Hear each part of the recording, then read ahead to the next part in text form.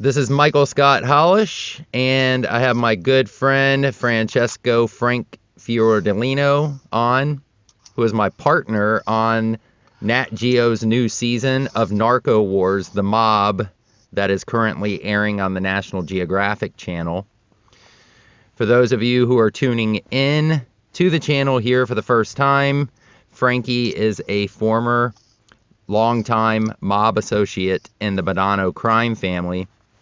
And while we're primarily following up on our Nat Geo segment of Narco Wars, which I associate produced and Frankie was featured on, you should definitely go back in our video library here on the channel and take a listen to my two prior interviews with Frank to get an extensive look into his background.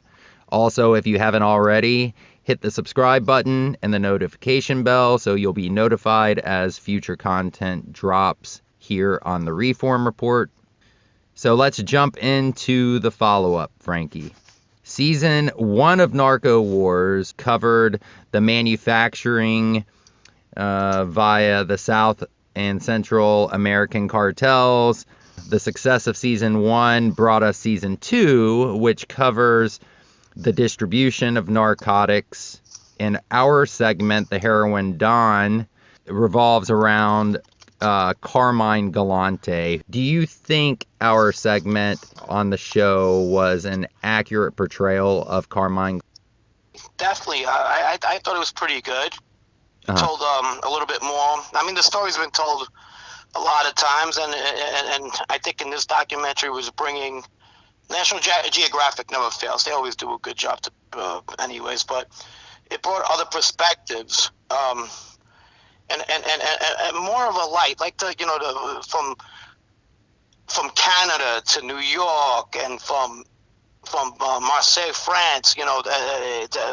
How everything used to come about, the heroin trade, more descriptive than we've seen it before. And not only that, they brought other pieces to this documentary, the daughter being one. You seen that? Right, absolutely. Yeah, and she brought her own. I'd never seen her do an interview before, and I was kind of surprised when she popped up, because they don't tell us who's going to be on it when we're on it. So that was she brought a pretty unique perspective. Overall, it was a very well-rounded group that were cast, obviously including yourself and the insight that you bring with your family history and background, which goes obviously back to that time period and actually even way further back than that. So I thought, obviously, when we were working, getting you worked into the show, and I knew you would be a major asset, and obviously I was pleasantly surprised that Galante's daughter obviously was on there, Yeah, she was definitely the star of the show. Not that anybody wants to be a star in those type of shows, but I mean, what I brought was minimal compared to most of what those guys brought, and there's a reason behind that. The Carmine angle is not more, and when you do these things, when you go and film, it's a whole day affair. They could talk to you for 8 hours, and you be filming. They cut, and you'll probably be on TV for 15 minutes at that 45-minute segment. And a lot of the stuff I brought to the table was definitely not on Carmine himself, but mostly on the people who hit Carmine, if you understand what I'm talking about. Absolutely, right. And that's probably come on other shows. And it's nothing like that I would know, let's say, more secondhand stuff. Remember, I was 9 years old when he got hit. Right, but again, being that you were trusted in that life, these were pretty, stories that were handed down to you.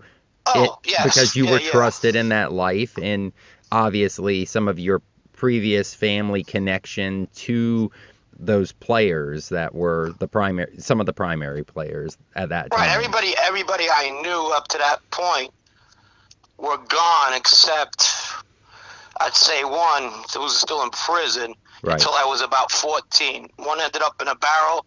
One ended up in a plane crash, who happened to be a cousin of mine. Yeah, we talked about him. And that was that. But my perspective was mostly about the hit is more more about Carmine Galante. Although the people who died, their family, there was three bodies that day. There wasn't one. Right. And the other two involved. One was like family. One of the guys who died there, him and my dad worked the countryside back home in Sicily, and his son grew up with one of my older brothers at the time in Italy, and then in New York too. So they were as far as knowing all everybody involved, definitely. But you gotta remember, I was a kid too, so I'm not gonna come up there and say, "Hey, fuck, we grabbed the gun and went to kill Carmine." That'd be bullshit. Right, of course. I think it was a very well-rounded cast because, again, you had the personal insight from Carmine's daughter, from the private man his private side. Obviously, your insight, from the crime family perspective. Obviously, Pistone brought some of that as well, but as obviously an infiltrator, portraying to be a mob guy, but also from the law enforcement angle. And then I would say he'd be the number 2 in that documentary. He definitely brings a lot to it. Well, the Galante is 79. He probably started infiltrating about 78. You're right. Galante's daughter brought up Carmine's funeral in the show. And right. I think there's a fairly big misconception with funerals of former mob guys who, at the time of their death, were no longer in the life. In the episode, you pretty much touched on that with a statement that you made that there was about probably a few dozen guys at best at Carmine's funeral. Probably his brother and his fucking some guy he knew when he grew up, whatever. What happens if mob funerals is, especially if you're not no longer in life and you weren't really liked anyway. Nobody's gonna show up. First of all, it brings heat, and second of all, unless your kids are still involved or you have a brother who's still involved, then people pay respect, and they do it just for their own purposes, so they can get in go with you. Because, they really were like family. They even went to your uncle's funerals or your cousin's funerals. It's just a scam. Well, and what we talked about before, mob funerals of guys who are still involved. I mean, it's above and beyond paying your respects to them. It's basically like a power meeting. People are brokering deals, and you're seeing, how the power structure is shifting and where the chips are going to fall. I mean, so it's really people are showing up to see how it's going to benefit, for a benefit to themselves more than paying respect to the. I'll give you a good one too. So Giorgio from Canada dies, and Joe Massino puts the hit on Giorgio. He tells everybody in the family the opposite. Since Giorgio's family wasn't really involved. Matter of fact, his daughter later on a victim impact spoke against Massino on his sentencing. Like, my father was a good guy, this and that. I don't know why she did that. Her father was a good guy, but he wasn't within the mob standards, but he wasn't really a good guy, Right. And to make a long story short, Massino goes, everybody's got to go to a funeral because this is not one of our thing. We got to go and pay respects. That was just to put suspicion off his back.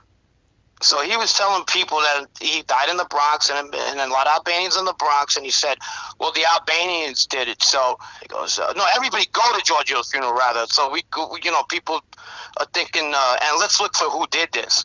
Right. Motherfucker, you put the hit on, but that's just the life, And then of course, what we've talked about where, John Sr.'s funeral, he was removed in prison for, several years, but a lot of people showed up to his funeral because obviously. Well, Junior was still up for grabs. At that point they didn't know what to do with him, but he still was the boss or the acting boss or whatever he was at that point. Right. And, he's going to have a large funeral. Not only John Gotti was a special kind of, he had a lot of fans out there, too. Let's talk about the guys and the maid guys and people who would show up at the funerals. He did have a large attendance. He did. Right. That was in Maspeth, Queens. You can even see in the picture at the church, or the funeral parlor, rather, one or the other. You could see that, a lot of the guys on the steps were maid guys. But you really don't see it a lot when somebody no longer has family in the mob. Right. Especially these days with the, the mob and the funeral and weddings type of thing. But even back then it was the same. Yeah, that makes sense. So was there anything in our episode that you feel should be delved into a bit more that, that wasn't covered in depthly, such as the Licata hit? I know we talked about the Licata hit a bit. Right.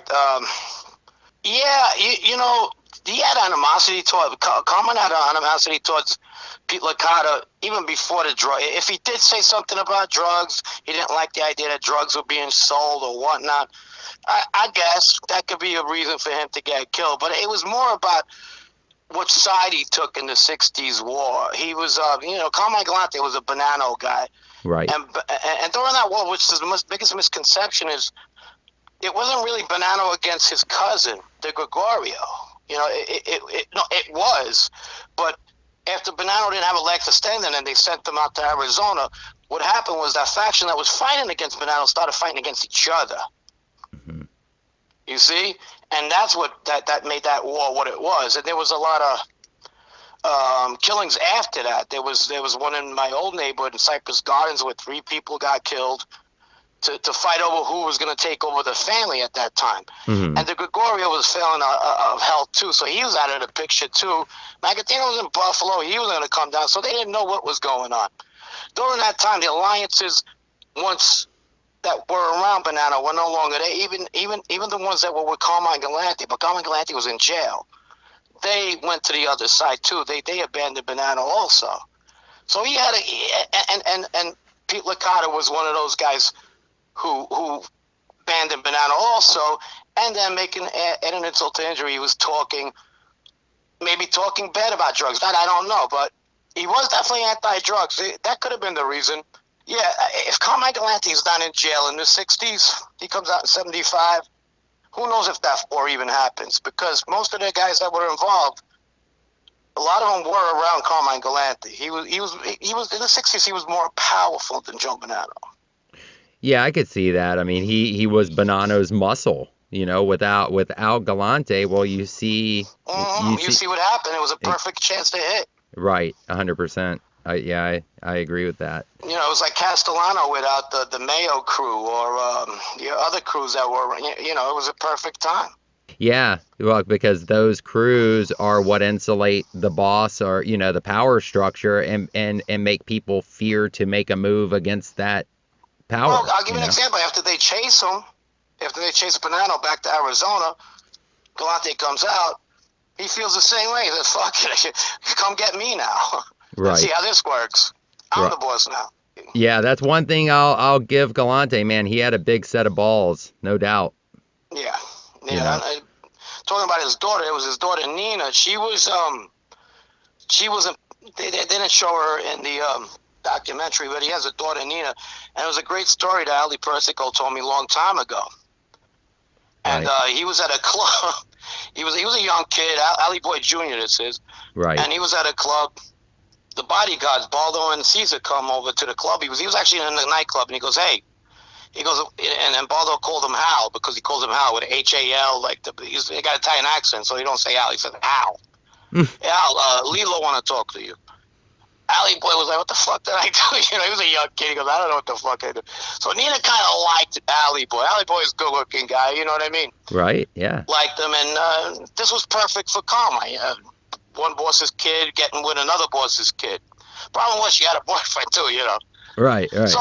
So he ends up in the club, and Lilo goes, oh, Al, sit down. What do you want? You want to drink something? My daughter, everybody. Sit down, relax. They were in a nightclub. Mm-hmm. And he talks to the son-in-law. Lilo goes, Carmine does it, goes, hey, go get us some drinks. He tells the guy goes, right. He goes, Lilo, what do you drink? He goes, you don't call me Lilo. Only my friends call me Lilo. You call me Carmine. And that was to the daughter's boyfriend. Yeah, to the daughter's boyfriend. He goes to Ali, you could call me Lilo. Unbelievable. Ali was like, I didn't sign up for this shit. I got to get the fuck out of here. Right. But he wanted to laugh so fucking bad. So that's what kind of person he was. He didn't hold back. That's a great story, actually, and not that Allie Boy would probably have to worry about it, but it's like, I don't know how Galante was with his daughter's boyfriends, but I always think of how Paul Castellano was with his daughter's boyfriends. It's like they seem to always disappear. Yeah, it's a tough egg to crack there. Not to crack, whatever. Right. I don't want to be those guys, put it that way. No.